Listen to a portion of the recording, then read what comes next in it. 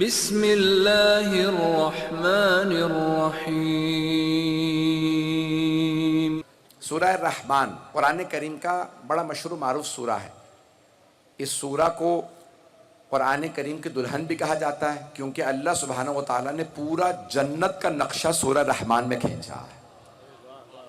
توجہ ہے میرے ساتھ کہ خداوند متعال نے جنت کا پورا نقشہ، پورا نظارہ بتایا، جنت میں کیسے چشمے ہوں گے، کیسے محل ہوں گے، پانی کا، ہریالی کا، سب کچھ اللہ نے جو جنت کا بتایا، حوروں کا سب کچھ غلمان، یہ اس سورہ کے اندر۔ اور اس سورہ کو اگر کہا جائے تو اس میں اہل بیت علیہ السلام کا تذکرہ جا بجا ہے، اور کیوں نہ ہو، جنت ہے ہی آل محمد کی۔ اور شیخ تصغیر کہتے ہیں جب جنت کا تذکرہ آئے تو مومن کو بہت خوش ہونا چاہیے کیونکہ ان کے وطن کا نام آیا ہے۔ تو جانے گرامی، میں نے ابتدائی آیات کا انتخاب کیا۔ سورہ الرحمن، اللہ شروع کرتا ہے سورہ الرحمن کو اپنے نام سے، الرحمن علم القرآن۔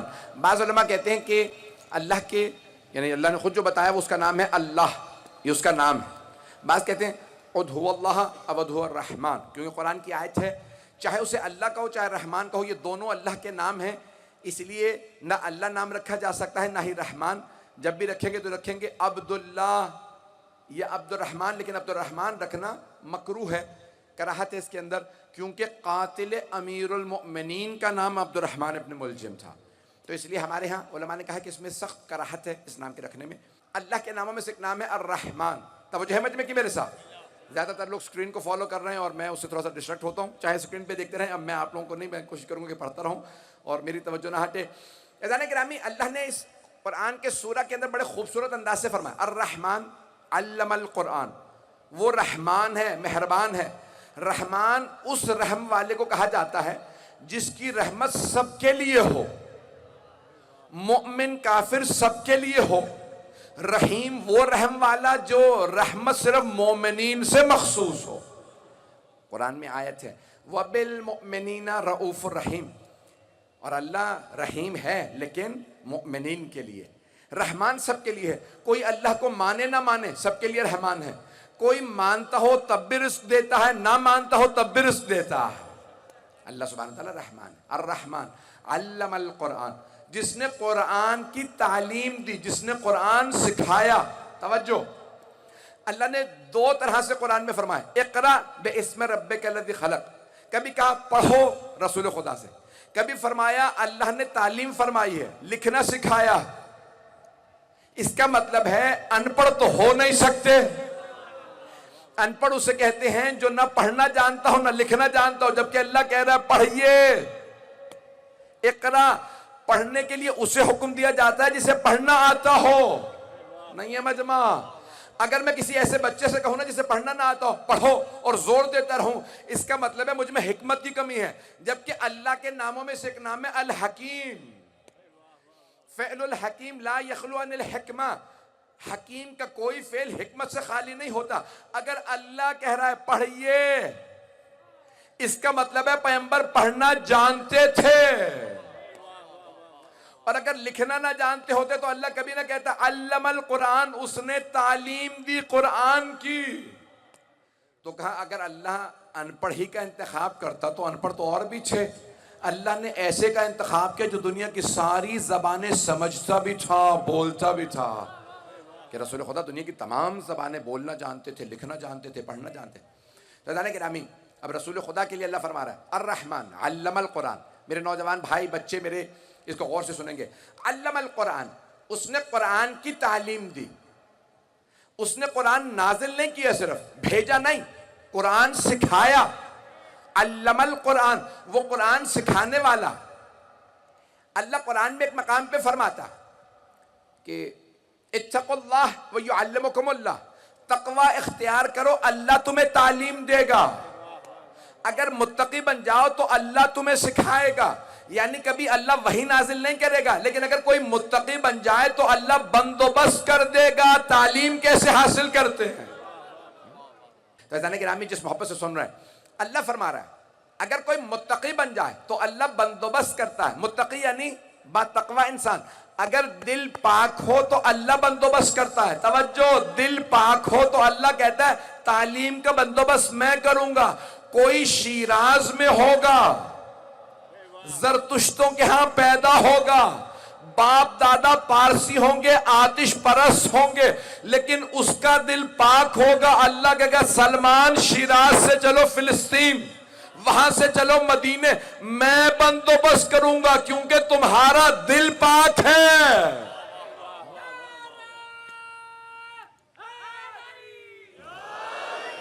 عزیزان گرامی پیش کر رہا ہوں، علم القرآن خلق الانسان، اس نے انسان کو خلق کیا۔ اس سے پچھلی مجلس بھی میں نے سورہ رحمان پہ پیش کی تھی، لیکن میں کوشش یہ کرتا ہوں کہ وہاں جو پیش کیا اس سے آگے کی بات کو پیش کروں تاکہ تکراری گفتگو نہ ہو۔ ہر چیز ریکارڈ ہو رہی ہوتی ہے، ابھی آن لائن چلی جائے گی۔ وہاں جو موضوع پیش کیا تھا وہ الگ، میں نے کوئی مطلب وہاں کا یہاں نہیں دہرایا، پیش کر رہا ہوں۔ خلق الانسان، ایک جملہ پیش کروں گا۔ وہاں میں نے کہا تھا انسان، علماء نے بحث کی ہے، یہ لفظ انسان دو لفظوں سے نکل سکتا ہے۔ ایک وہاں پیش کیا تھا، دوسرا یہاں پیش کرنا چاہتا ہوں۔ وہاں پیش کیا تھا انسان ہے انس سے، انس یعنی محبت، اردو میں بھی استعمال کرتے ہیں۔ یہ بچہ بڑا مانوس ہے آپ سے، اس کو آپ سے انس ہے، انس محبت۔ انسان یا انس سے، انس میں وہاں پیش کر چکا، یہاں نہیں پڑھوں گا۔ اور دوسرا امکان یہ ہے کہ لفظ انسان نسیان سے ہو، نسیان یعنی بھول جانے والا۔ توجہ، کسی جانور میں اتنا شعور نہیں، اتنی میموری نہیں جیسی انسان کے اندر۔ توجہ، اللہ نے انسان کو شعور دے کے بھیجا، لیکن انسان پھر بھی ہر بات کو فراموش کر دیتا۔ صبح ماں تذکر دیتی ہے بیٹا یہ کام نہ کرنا، پھر بھی انسان کرتا ہے۔ اللہ بار بار بتاتا ہے یہ کام نہ کرنا، پھر بھی انسان کرتا ہے۔ نبی امام بتاتے ہیں یہ کام نہ کرنا، پھر بھی انسان کرتا ہے۔ یہ دہرانے کی ضرورت اس لیے پڑتی ہے کیونکہ انسان بھلا دیتا ہے۔ جب بھولتا ہے تو اللہ کہتا ہے تو نسیان سے ہے، تو بھولتا رہے، ہم یاد کراتے رہیں گے۔ جو بھولتا ہے اسے تذکر کی ضرورت ہوتی ہے۔ اللہ نے قرآن میں دہرایا نہیں ہے باتوں کو، کیونکہ دہرانا باتوں کا اس بات کی علامت ہے کہ علم میں کمی ہے۔ اللہ دہراتا نہیں ہے بلکہ یاد دہانی کراتا ہے۔ وہ کہتے ہیں زیادہ تر لوگ وہی ناشتہ کرتے ہیں جو ہر روز کرتے ہیں، کبھی کبھی انسان تبدیلی بھی لاتا ہے، پھر دوبارہ اسی روٹین پہ آ جاتا ہے۔ توجہ، انسان کا روٹین وہی ہوتا ہے، وہی 7 دن ہوتے ہیں ہفتے میں۔ انسان گھوم کے 7 دنوں کے گردی زندگی گھومتی رہتی ہے، اسی لیے سورہ فاتحہ کی آیات بھی 7، آسمان بھی 7، سجدے کے اعضاء بھی 7، طواف کعبہ بھی 7، سعی بھی صفا مروہ کے درمیان 7، شیطانوں کو 3 شیطانوں کو کنکریاں بھی 7۔ تو انسان اگر اپنے آپ کو سمجھ لے کہ میں کتنا دہرا رہا ہوں، اپنی زندگی میری کتنی روٹیٹ کر رہی ہے 7 کے گرد، کتنی گھوم رہی ہے، اس کے باوجود بھی بھول جاتا ہے۔ پھر بھی انسان تذکر کا محتاج ہے، سن رکھا ہوتا ہے۔ بار بار ہم کہتے ہیں نماز پڑھو، پھر بھی کوئی اگر تاریخ نماز بن جائے ہم کہتے ہیں ہم دہرائیں گے۔ اگر کوئی پھر بھی مجلس حسین میں نہ آئے ہم بتاتے رہیں گے۔ عزیزان گرامی، انسان تذکر کا نیاز مند ہے، اسے یاد دہانی کی ضرورت ہوتی ہے۔ کراچی والوں کے سامنے نام پیش کر رہا ہوں، بہت بڑا نام اردو ادب کا، شاعری میں، ادب میں جوش ملی آبادی، وہ بھی کمیونسٹ ہو گئے تھے، لیکن اواخر عمر میں دوبارہ مجلسوں میں آنے لگے، مرثیے پڑھنے لگے، دوبارہ مرثیے لکھنے لگے۔ بہت سے لوگ پہنچ گئے ہیں، بہت سے ابھی بھی نہیں پہنچے۔ ان سے کسی نے کہا جوش صاحب آپ تو منکر خدا ہو گئے تھے، پھر حسین کیوں کرنے لگے؟ کہا میں تو خدا کو نہیں مانتا تھا، کسی حسین کے عصر عاشور کے سجدے کو دیکھا۔ تو اللہ فرما رہا ہے علم القرآن خلق الانسان، اس نے انسان کو خلق کیا۔ پروردگارہ ساری مخلوقات تو نے بنائے، مجمع کی توجہ ہے میرے ساتھ، یہ زمین و آسمان تو نے بنا، ففتقناہما، اللہ فرماتا ہے زمین و آسمان ایک تھے۔ سائنس بھی یہی کہتی ہے، یہ سارا بگ بینگ تھیوری کیا ہے؟ وہ کہتے ہیں سب کچھ ایک تھا، ایک مرتبہ دھماکہ ہوا، سب کچھ بننے لگا۔ ہم کہتے ہیں ممکن ہے دھماکہ ہوا ہو، خود نہیں ہوا، کوئی خالق ہے۔ فتبارک اللہ احسن الخالقین، اللہ فرماتا ہے میں نے انسان بنایا ہے، اور یہ انسان بنانے کے بعد اللہ فرماتا ہے اللہ سے بہتر خالق کوئی نہیں ہے۔ آپ کی بھویں آنکھوں کے اوپر ہوتی، یہ کچھ ابھری ہوئی ہوتی ہیں اور اس پہ بال ہوتے ہیں۔ اگر پیشانی پہ پسینہ آئے یا پانی پڑ جائے تو یہ پانی کو آنکھوں میں جانے سے روکتی ہے، اور کمان مانند ہوتی ہیں تاکہ چہرے کے دو طرف سے پانی بہہ کے آ جائے۔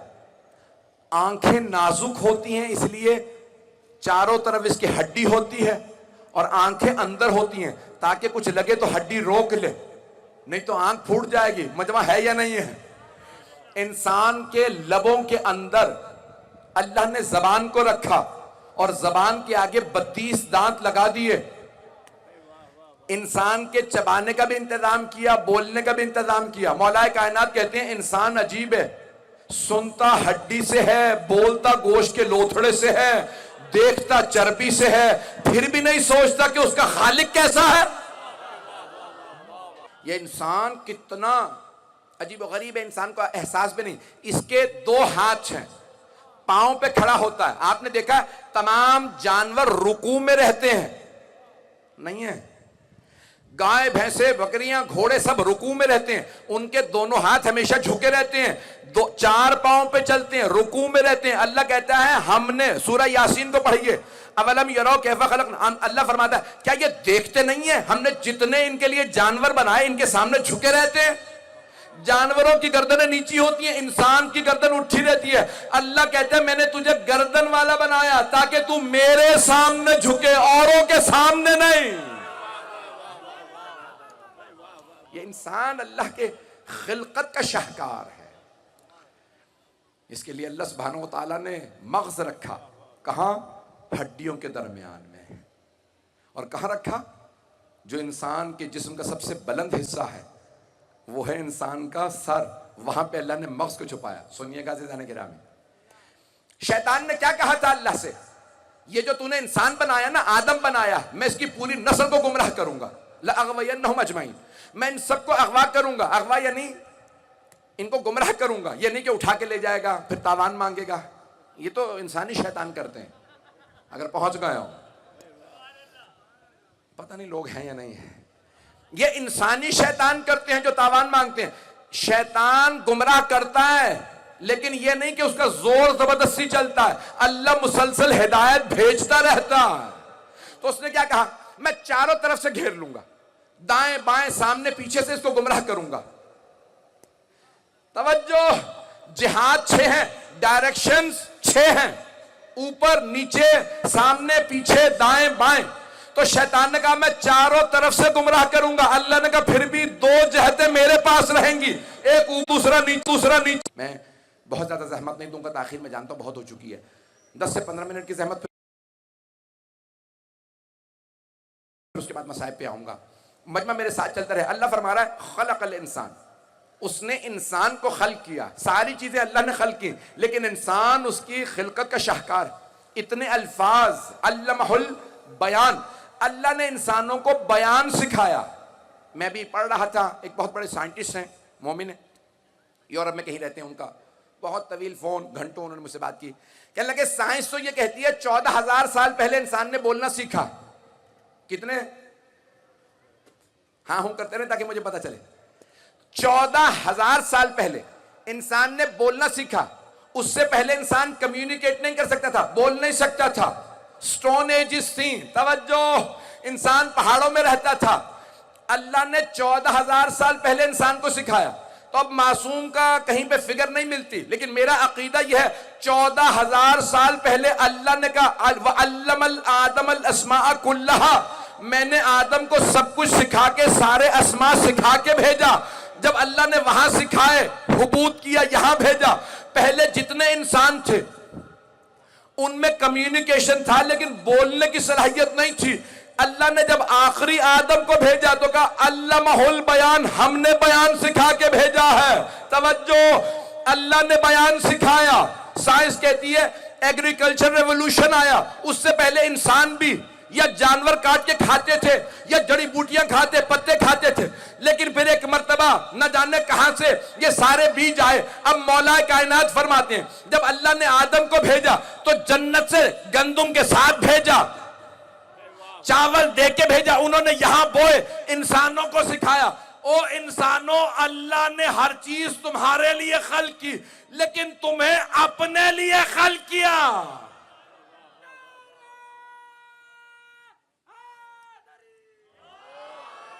ہم ایسے کو امام ہی نہیں مانتے جو دیوار کے پیچھے دیکھ نہ سکے. ہم ایسے کی امامت کے قائل ہیں جو پہاڑ کے پیچھے دیکھ کے بتائیں کتنے ہزار کا مجمع آ رہا ہے, ان میں کتنے میرے ہاتھوں مارے جائیں گے اور کتنے بھاگ جائیں گے. یہ مولا کا موجود ہے. عزیزان گرامی, ایک مرتبہ وہ 10 کے 10 افراد جب مولا کی خدمت میں الگ الگ پہنچے, پہلا سامنے آیا کہ یا علی مل افضل العلم والمال, بتائیے یا علی علم افضل ہے یا مال و دولت؟ آپ نے فرمایا علم, علم افضل ہے. کہا ولی ما ذالک, ایسا کیوں کر ہے کہ علم افضل ہے؟ آپ نے فرمایا کیونکہ دولت کی حفاظت تم کرتے ہو, مال تمہاری, علم تمہاری حفاظت کرتا. مال کی دولت کی تم حفاظت کرتے ہو, علم تمہارا. دوسرے نے سوال کیا یا علی کیا افضل ہے, علم یا مال؟ آپ نے فرمایا علم. کہا کیوں؟ کہا کیونکہ دولت خرچ کرنے سے کم ہوتی ہے, علم خرچ کرنے سے بڑھتا. تیسرے نے وہی سوال کیا یا علی بتائیے علم افضل ہے یا مال؟ آپ نے فرمایا علم. کہا کیوں؟ کہا جس کے پاس دولت زیادہ اس کی راتوں کی نیندیں حرام, جس کا علم زیادہ ہو وہ سکون سے سوتا. کہا یا علی بتائیے علم افضل ہے یا مال؟ چوتھے نے سوال کیا, آپ نے فرمایا علم. کہا کیوں؟ کہا جس کے پاس دولت زیادہ ہو اس کے دشمن زیادہ ہوتے ہیں, جس کا علم زیادہ ہو اس کے دوست زیادہ ہوتے ہیں. پانچویں نے سوال کیا یا علی بتائیے علم افضل ہے یا مال؟ آپ نے فرمایا علم. کہا کیوں؟ کہا کیونکہ دولت قارون و فرعون کی میراث ہے, علم انبیاء کی میراث ہے. مجھے نہیں معلوم مجمع ہے یا نہیں. چھٹے نے سوال کیا یا علی بتائیے علم افضل ہے یا مال؟ آپ نے فرمایا علم. کہا کیوں؟ کہا کیونکہ جس کے پاس دولت زیادہ ہو وہ کہتا ہے انا ربکم الاعلی, میں ہی تمہارا خدا ہوں, اور جس کے پاس علم زیادہ ہو وہ کہتا ہے الہی ما عبدنا کا حق کا عبادت ہے, تیری عبادت کا حق ادا نہ ہو سکا. 10 لوگوں نے 10 سوال کیے, مولا نے ہر دفعہ نیا جواب دیا. وہ سب کے سب کہنے لگے یا علی اب ہم آپ کے ہیں. مولا نے کہا کیوں؟ کہا کیونکہ آپ نے ایک ہی سوال کے 10 وجوہات دی. مولا نے کہا تم 10 پہ خوش ہو گئے؟ اگر یہی سوال تم قیامت تک پوچھتے رہتے میں نئی دلیلیں دیتا رہتا. تو کچھ لوگ سب سر جوڑ کے بیٹھے, کہا کیا سوال کیا جائے؟ کہا ٹھیک ہے سوال سوچتے ہیں, پوری رات سوچتے رہے. سوال ایسا کیا جائے کہ علی جو جواب دیں, جو بھی جواب دیں تو ہم اس کا الٹ بتا دیں, کبھی کہیں یہ کبھی وہ, تاکہ جناب امیر جواب مکمل نہ کر سکے. سوچتے رہے کیا سوال کریں. ذہن میں ایک سوال آ گیا, انہوں نے ایک سوال گھڑ لیا. کہا بھئی یہ سوال کرتے ہیں. کہا یا علی ہماری ایک بکری تھی اور اس بکری اور کتے کی آمیزی سے ایک بچہ پیدا ہوا, بتائیے وہ کتا ہے یہ بکری؟ بکری ہے تو حلال ہے, کتا ہے تو نجس ہے, اسے کھانا بھی حرام ہے. تو مولا کائنات نے اسے دیکھا, کہا بہت آسان ہے, جاؤ جا کے اس کے سامنے گھاس اور گوشت رکھ دو. اگر گوشت کھائے تو کتا ہے, گھاس کھائے تو بکری ہے. پتہ نہیں لوگ پہنچ رہے ہیں یا نہیں پہنچ رہے. جیسے مولا نے فرمایا نا گوشت اور گھاس دونوں رکھو, تو اگر گوشت کھائے تو کتا, گھاس کھائے تو بکری. کہا یا علی ہم نے دونوں کام کر کے دیکھ لیے ہیں, کبھی وہ گوشت کھا لیتا, کبھی بکری کی طرح گھاس کھا لیتا. کیونکہ انہوں نے پہلے فیصلہ کر رکھا تھا جو جواب دیں گے ہم ٹیڑھا جواب دے کے 2 بناتے چلے جائیں گے. مولانا نے کہا کوئی بات نہیں, اب تم کیا کرو اس کے سامنے پانی رکھ دو, اگر منہ ڈال کے پانی پیے تو بکری ہے, اور اگر اپنی زبان سے چوس چوس کے پانی پیے تو کتا ہے. پہنچ رہے ہیں حضرات؟ بکری اور کتے کا بتا رہے ہیں مولا کہ اگر منہ ڈال کے پانی پیتا ہے تو بکری ہے, اور اگر زبان سے چوس چوس کے پانی پیے تو کتا. کہا یا علی ہم نے کئی مرتبہ پانی رکھ کے بھی دیکھا, کبھی وہ ایسے پانی پی لیتا, کبھی ویسے پانی پی لیتا. مولانا نے کہا ٹھیک ہے, دیکھو جب بیٹھتا ہے تو کیسے بیٹھتا ہے, اگلے دھڑ سے بیٹھے تو بکری ہے, پچھلے دھڑ پہ بیٹھے تو کتا. پتہ نہیں لوگ ہیں یا نہیں ہیں. کہا یا علی ہم نے دونوں دیکھے, کبھی اگلے دھڑ پہ بیٹھتا, کبھی پچھلے. ہر بات پہ 2 باتیں نکالتے چلے جا رہے ہیں. مولانا نے کہا ٹھیک ہے اسے گلے میں, بکریوں کے گلے میں چھوڑ دو. کہ پھر یا علی کیا ہوگا؟ کہ اگر گلے کے بیچ بیچ میں چلے سر جھکا کے تو بکری ہے, اور اگر گلے کے آگے یا بہت پیچھے چلے تو کتا. نہیں ہے مجمع, کتا گلے کے بیچ نہیں چلتا ہے, یا کبھی گلے سے آگے چلتا ہے گائیڈ کرنے کے لیے, یا پیچھے چلتا ہے تاکہ بکریاں ادھر ادھر نہ ہو جائیں. توجہ. کہا یا علی ہم نے یہ بھی کر کے دیکھا, وہ کبھی گلے کے بیچ میں چلتا ہے, کبھی گلے سے الگ. مولا نے کہا ٹھیک ہے. مولا جواب دیتے رہے, وقت نہیں ہے, ایک کے بعد دوسرا مولا کہتے رہے ایسا کر کے دیکھ لو, ایسا کر کے دیکھ لو. اب انہوں نے کہا یا علی ہم ہر کام کر کے دیکھ چکے, کبھی یہ کبھی وہ. مولا نے کہا ٹھیک ہے اب اسے ذبح کر دو. کہ مولا ذبح کر کے کیا ہوگا؟ کہ اگر پیٹ سے اوجڑی نکلے تو بکری ہے، آنتے نکلے تو کتا ہے. اب نہیں کہہ سکتے تھے، ہم دونوں کر کے دیکھ چکے. وہ بھی آئیں تو جناب سید الشہداء کے لاشے پہ، اور بی بی کی رو رو کے آنکھیں پتھرا گئی تھیں. ایک مرتبہ جناب رباب نے رو کے فرمایا، اے میرے سرتاج حسین، اے میرے مولا حسین، اے میرے آقا حسین، اگر میرے سر پہ چادر ہوتی میں اپنی چادر کا آپ کو کفن دے دیتی. میرے مولا اگر میرے ہاتھ کھلے ہوئے ہوتے نا، رسیوں سے بندھے ہوئے نہ ہوتے، میں اپنے ہاتھوں سے آپ کے لاشے پہ سایہ کرتی، میں کبھی بھی دھوپ کو لاشے پہ نہ پڑنے دیتی. پھر بی بی نے ایک مرتبہ رو کے فرمایا، میرے سرتاج، میں آپ کے لاشے کو تپتی ریت پہ دھوپ میں چھوڑ کے جا رہی ہوں. آپ سے وعدہ کرتی ہوں جب تک زندہ رہوں گی کبھی سائے میں نہیں بیٹھوں گی. میرے مولا میں جانتی ہوں آپ کو شہادت سے پہلے پانی نہیں پلایا گیا. میں قسم کھاتے کہتی ہوں جب تک زندہ رہوں گی کبھی ٹھنڈا پانی نہیں پیوں گی. ایک سوال کروں، آپ کے رونے پہ کوئی پابندی تو نہیں ہے؟ اگر آپ روتے ہیں کوئی تازیانہ تو نہیں مارتا؟ ہائے علی و بطول کی بیٹیاں، جب روتی تھیں بیبیاں تو انہیں تازیانے مارے جاتے تھے. اجرکم اللہ، اجرکم اللہ. بس بھئی جناب رباب نے ایک مرتبہ مولا حسین سے وعدہ کیا، مولا میرے پاس آپ کی دو نشانیاں تھیں، ایک علی اصغر تھا میں نے آپ پہ قربان کر دیا، مولا میرے پاس دوسری نشانی سکینہ ہے، وہ بھی میں آپ کی راہ میں دے دوں. اللہ اکبر. بی بی آپ کی عظمتوں کو سلام. اے جناب رباب آپ کی عظمتوں کو سلام.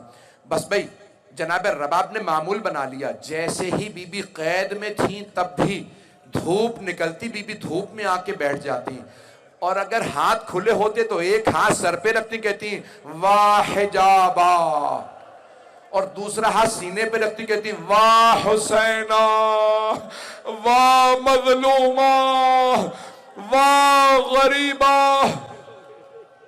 اجرکم اللہ، اجرکم اللہ. جیسے ہی رہائی ملی نا شام سے تو جناب سید سجاد نے کہا، یزید جو شہداء کے تم نے سر کاٹے تھے وہ واپس کر دو. روایت میں ہے پہلا جو سر آیا نا بڑا ننھا سا سر تھا. جناب رباب نے برقعے کا دامن پھیلایا، کہا لاؤ علی اصغر کا سر مجھے دے دو. اور پھر بی بی نے رو کے فرمایا، علی اصغر ام مثلو کا تنہر، اے میرے لال علی اصغر کیا آپ جیسے بچوں کو بھی نہر کیا جاتا ہے؟ علی اصغر اونٹوں کو نہر کیا جاتا ہے، یہ کس نے آپ کو ایسا تیر مارا؟ اجرکم اللہ، اجرکم اللہ. بس بے کوئی رونے میں بخل نہ کرے. آئیں ذرا مل کے جناب رباب کا آج پرسہ دینا. میں پیش کر رہا ہوں بی بی کے مصائب. بی بی نے ایک مرتبہ سر لیا، میں نے سارے مصائب رہنے دیے، اب میں اور مصائب نہیں پڑھوں گا، آگے چلیے. جب سارے سر واپس آ گئے نا، اب مولا سجاد نے کہا، وہ جو ملعون سروں کو لایا تھا، کہ ایک مرتبہ یزید سے کہو وہ جو ہمارے تبرکات لوٹے تھے وہ واپس کر دے. جانتے ہیں سب سے پہلے کیا آیا؟ سب سے پہلے چادر تطہیر آئی. جناب زینب نے فرمایا میری ماں کی چادر مجھے دے دو. اتنے میں ایک آدمی ایک انگوٹھی لے کے آیا. مولا سجاد نے فرمایا پھوپھی اماں یہ میرے بابا کی انگوٹھی ہے. بجدل نے انگلی کاٹ کے انگوٹھی اتاری تھی. اجرکم اللہ، اجرکم اللہ. بس بھی اگر سب دیکھ سکے تو میری طرف ضرور دیکھیے گا. جانتے ہیں اب کیا آیا؟ تبرکات آتے رہے. اتنے میں ایک آدمی دو چھوٹی چھوٹی بالیاں لے آیا. بس بالیوں کا آنا تھا. ساری بیویوں نے پلٹ کے جناب رباب کو دیکھا. جناب رباب نے بالیوں کو دیکھا، پھر رو کے کہا واپس لے جاؤ یہ بالیاں، جس بی بی کی بالیاں تھی وہ نہیں رہی. اجرکم اللہ، اجرکم اللہ. بس بھی کوئی رونے میں بخل نہ کرے. ایک مرتبہ بالیوں کا آنا تھا، بی بی تڑپنے لگیں. سارے مصائب تازہ ہو گئے ہوں گے نا، کس طرح سے بالیاں اتاری گئی تھی. اگر کسی بچی کے کان زخمی ہو جائیں نا تو فوراً ہر آدمی پریشان ہوتا ہے. اجرکم اللہ. میں نے تمام کر دیا، چلیے بھی ذرا جناب رباب کے مصائب تمام نہیں ہوتے. جیسے ہی جناب رباب شام سے چلیں، کربلا آئیں چہلوں پہ. 3 دن تک سارے مصائب پڑھوں یا رہنے دو؟ میرے کچھ بھائی کہہ رہے ہیں سارے مصائب پڑھیے. سنیں کہ مصائب جب مولا سجاد 3 دن تک بیویاں روتی رہی نا شام میں رہائی کے بعد، اب مولا سجاد نے فرمایا پھوپھی اماں سب بیویوں سے کہہ دیجئے کل صبح نمودار ہوتے ہی ہم مدینے واپس چلے جائیں گے. بیویاں تیار رہیں. جیسے ہی صبح نمودار ہوئی مولا سجاد نے پوچھا پھوپھی اماں بیویاں تیار ہیں؟ جناب زینب کبریٰ سلام اللہ علیہ نے فرمایا بیٹا سجاد سب بیویاں تیار ہیں لیکن آپ کی ماں رباب کا کچھ پتہ نہیں ہے، نہ جانے فجر کی نماز پڑھ کے کہاں چلی گئی ہیں۔ ایک مرتبہ مولا سجاد کے آنسو بہنے لگے کہ پھوپھی اماں مجھے پتا ہے میری ماں کہاں گئی، میرے ساتھ چلیں راستے سے ماں کو لے لیں گے۔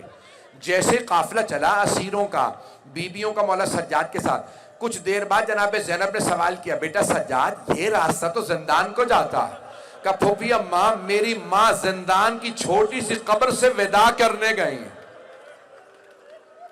علماء کہتے ہیں جیسے ایک ماں بچے سے لپٹ کے روتی ہے نا، جناب رباب قبر سے لپٹی ہوئی تھی اور رو رو کے کہہ رہی تھی سکینہ اٹھو بیٹی، آپ کو سب سے زیادہ شوق تھا مدینے جانے کا، ہم مدینے واپس جا رہے ہیں۔ جناب زینب آگے بڑھی کر رباب بس کر دو، رباب ہمارے کلیجے چھلنی ہو گئے، اتنے بین نہ کرو۔ بس بھئی سب بیبیاں چلیں مولا سجاد کے ساتھ۔ جب چہلم پہ کربلا پہنچی نا 3 دن تک بیبیاں روتی رہیں۔ تیسرے دن جب گزر گیا تو مولا سجاد نے کہا پھوپھی اماں بیبیوں سے کہیں ہم مدینے جا رہے ہیں۔ ایک مرتبہ مولا سجاد سے دوبارہ جناب زینب نے فرمایا سجاد آپ کی ماں رباب پھر تیار نہیں۔ اب مولا سجاد خود آگے بڑھے، کہا مادر گرامی کیا بات ہے آپ کیوں تیار نہیں ہیں؟ کہا سجاد جب کوئی خاتون بیوہ ہو جاتی ہے نا وہ اپنے بچے میکے واپس ساتھ لے کے جاتی ہے، وہ بتاتی ہے دیکھو یہ میرے شوہر کی نشانیاں۔ سجاد میرا کیا ہے مدینے میں، میرے مولا کربلا میں، میرا علی اصغر کربلا میں، میری سکینہ شام میں، سجاد میں مدینے جاؤں تو کیسے جاؤں؟ مولا نے فرمایا مادر گرامی لیکن آپ کربلا میں کیا کیجئے گا، ابھی تو حرم تعمیر نہیں ہوا تھا، زری نصب نہیں کی گئی تھی، بیابان تھا۔ کہا مادر گرامی آپ کربلا میں کیا کیجئے گا؟ جانتے بی بی نے کیا فرمایا؟ کہا سجاد میں قبروں پہ پانی ڈالا کروں گی، سجاد میں قبروں کی صفائی کیا کروں گی۔ اے سید سجاد جب زائرین آئیں گے میں بتاؤں گی یہاں علی اصغر کو تیر لگا تھا، میں بتاؤں گی یہاں علی اکبر کے برچھی لگی، میرے مولا کو اس مقام پہ ذبح کیا گیا۔ سجاد میں سارے مصائب سنایا کروں گی۔ مولا سجاد نے فرمایا مادر گرامی میری غیرت برداشت نہیں کرتی میں آپ کو تنہا چھوڑ جاؤں، مادر گرامی میرے ساتھ مدینے چلیے۔ بس بھئی سب بیویوں نے جناب رباب کو ساتھ لیا، مدینے آ گئے، تمام کر دیا میں نے مصائب۔ آخری جملے سن لیجئے، میں 1 گھنٹہ پڑھنا نہیں چاہ رہا تھا، نہ طاقت ہے نہ بیان کر سکتا ہوں۔ جب مدینے واپس آئے تو شیخ محمد مہدی مازندرانی معالی السبتین کی جلد نمبر 2 میں لکھتے ہیں، کہتے ہیں جب 6 مہینے گزر گئے نا رہائی سے واپس آئے مدینے میں بیویوں کو، تو ایک دن جناب زینب نے مولا سجاد سے فرمایا سید سجاد ذرا اپنی ماں رباب سے کہیں سائے میں آ جائیں۔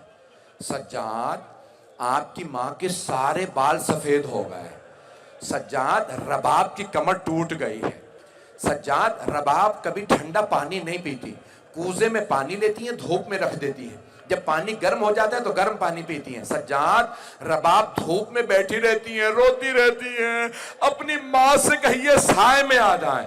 مولا سجاد آئے ایک مرتبہ صحن میں، کہا مادر گرامی آپ کا بیٹا کہتا ہے سائے میں آ جائیے۔ جناب رباب نے فرمایا سجاد میں نے آپ کے بابا سے کربلا کی تپتی ریت پہ وعدہ کیا تھا، مولا میں جب تک زندہ رہوں گی کبھی سائے میں نہیں جاؤں گی۔ سجاد میں نے وعدہ کیا تھا میں سائے میں نہیں جاؤں گی۔ اب مولا سجاد نے فرمایا مادر گرامی اب آپ کا بیٹا نہیں آپ کا امام آپ سے مخاطب ہے، سائے میں آ جائیے۔ پھوپھی اماں میری ماں کا بازو پکڑے، ایک بازو جناب زینب نے پکڑا، دوسرا بازو مولا سجاد نے، کہا مادر گرامی سائے میں چلیے۔ جیسے ہی جناب رباب کو زمین سے اٹھایا، جناب رباب نے ہاتھوں کو بلند کیا کہ پروردگارا میرے وعدے کی لاج رکھ لے، میں نے تیرے حسین سے وعدہ کیا تھا میں سائے میں نہیں جاؤں گی۔ مولا سجاد نے فرمایا پھوپھی اماں میری ماں کو لٹا دے، میری ماں دنیا کے مصائب سے آزاد ہو گئی۔